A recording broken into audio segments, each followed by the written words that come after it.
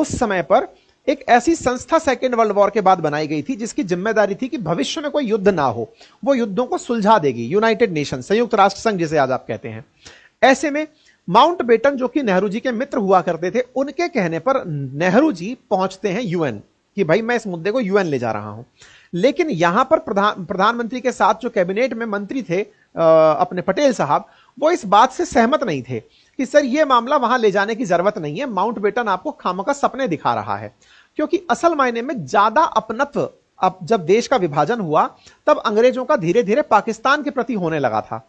ऐसे में बोले ये लोग वहां जाकर के आपको दोषी ठहराएंगे, ये दोषी ठहराएंगे, ये कहने लगेंगे कि जब मुसलमान हैं वहां पर तो फिर ये आप लोगों के साथ क्यों जाएंगे।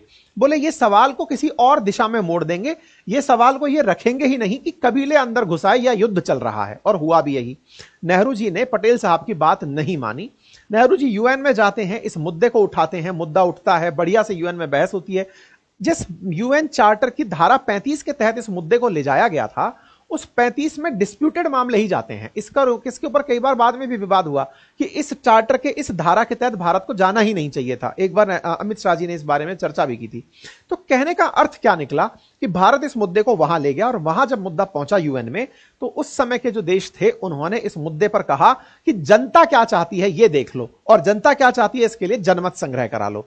जनमत संग्रह मतलब जनता की राय जान लो कि वह भारत के साथ जाना चाहती है, पाकिस्तान के साथ जाना चाहती है, आजाद रहना चाहती है। लेकिन हुआ क्या था, पाकिस्तान चूंकि इसके अंदर घुस चुका था तो भारत ने कंडीशन रखी कि पाकिस्तान को यहां से बाहर निकालो फिर जनमत संग्रह कराओ। पाकिस्तान ना तो तब से बाहर निकला और ना ही यहां पर कभी जनमत संग्रह हो पाया, और अब उसका कोई सवाल बचता नहीं है। ऐसे में फिलहाल के लिए पाक ऑक्यूपाइड कश्मीर के मामले में हमारा जो पास्ट एक्सपीरियंस रहा वो पास्ट एक्सपीरियंस अच्छा नहीं था। हमने जिसको मध्यस्थ बनाया वो हमारे लिए ज्यादा बड़ी परेशानी देकर चला गया। हमने इस बारे में कुछ भी ज्यादा गेन किया नहीं। अच्छा, एक तो कहानी मध्यस्थता के रूप में ये हुई। फिर थोड़ा हम और आगे बढ़े। नेहरू जी थोड़ा सा अंतरराष्ट्रीय संस्थाओं में बिलीव करने वाले आधुनिक नेता थे।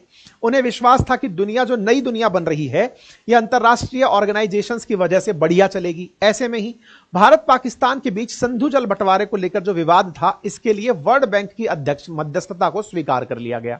1960 में प्रधानमंत्री नेहरू ने और अयूब खान जो कि पाकिस्तान की तरफ से थे, उन्होंने इंडस वाटर ट्रीटी पर कराची में हस्ताक्षर कर दिए, ये कहते हुए कि चलो वर्ल्ड बैंक को हमने मध्यस्थ बना लिया। तो एक तरीके से ना तो यूएन की मध्यस्थता हमारे लिए अच्छी रही, ना ही वर्ल्ड बैंक की अध्यक्षता हमारे लिए मध्यस्थता अच्छी रही। तो ऐतिहासिक रूप से हमारे लिए मध्यस्थ ज्यादा फायदे के सौदे नहीं रहे। अब बात आती है कि भारत इस समय पर क्या स्टैंड ले सकता है, कि क्या वो ईरान या सऊदी के साथ चला जाएगा। तो देखो यार, होता क्या है ना, आप लोगों ने अभी इन दिनों जितनी भी दुनिया के देशों को ऑब्जर्व किया है, जब भी कोई देश मध्यस्थ बनने आता है वो केवल मध्यस्थ नहीं बन रहा होता, वो अपनी ताकत का परिचय भी करा रहा होता है कि अगर इस तरह नहीं मानी तो मैं पनिशमेंट दे दूंगा। जैसे यूक्रेन के केस में ट्रंप ने किया कि अगर तुम बात नहीं मानोगे तो मैं तुम्हारे साथ ये कर दूंगा। तो मध्यस्थता वाला देश अगर कोई हमारे साथ आता है तो साइकोलॉजिकली वो हम पर हावी होने का प्रयास करेगा। उसकी थॉट होगी कि देखो हम बड़े हैं इसलिए हमारी बात मानी गई है। भारत कहता है कि दुनिया की सबसे बड़ी डेमोक्रेसी हम हैं, अपने हितों का फैसला हम खुद ले सकते हैं, ऐसे में किसी थर्ड पार्टी की एंट्री हम क्यों कराएं। तो उम्मीद है कि भारत का स्टैंड आपको उस तरह से समझ में आए। इस बीच में पाकिस्तान क्या कर रहा है। पाकिस्तान के इस समय विदेश मंत्री के द्वारा, जो डेप्यूटी प्राइम मिनिस्टर हैं इनके द्वारा चाइना से बात की गई कि सर ऐसा ऐसा माहौल चल रहा है, लग रहा है, डर लग रहा है।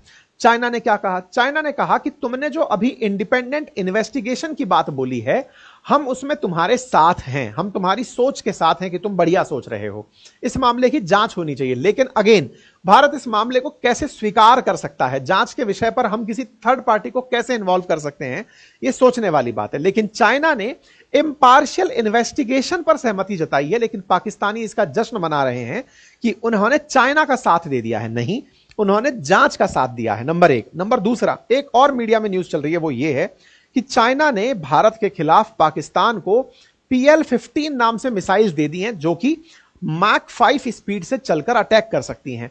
ऐसे में PL-15 नाम की जो मिसाइलें सौंपी गई हैं, ये मिसाइलें भारत के खिलाफ उपयोग में ली जाएंगी, ऐसा भी मार्केट में न्यूज चल रहा है। लेकिन अगेन पाकिस्तान के पास पहले ही चाइनीज काफी सारी वेपन्स हैं और ऐसे में इनका उपयोग वेपन के साथ में हुए उपयोग में है। चाइना को यहां क्लीन चिट नहीं दी जा रही है, लेकिन जानने वाली बात यह है कि चाइना का पाकिस्तान से जो पुराना मित्रता चल रही है, जिसमें वो डिफेंस इक्विपमेंट इन्हें बेचता आया है, वो तो इसके डिफेंस के पार्ट हैं जो कि दिए जाते रहे हैं। टेंशन जो बात की है वो ये है कि फिलहाल तुर्की की तरफ से, जब तुर्की से इन्होंने बात की तो इन्होंने अपने एक जहाज यहां पर भेजा है, Turkish air force C-13 Hercules 130 Hercules transport plane इस समय तुर्की से पाकिस्तान की तरफ रवाना हुआ है, ऐसी मीडिया में न्यूज चल रही है। कल के लिए न्यूज थी। असल मायने में इसमें हो क्या सकता है, तो दो बातें हैं। टर्की ने दुनिया में जिस चीज के चलते बहुत ज्यादा इज्जत कमाई थी वो थी रशिया यूक्रेन के समय बनाया गया इनका एक खास ड्रोन जिसका नाम बायरक्तार ड्रोन था।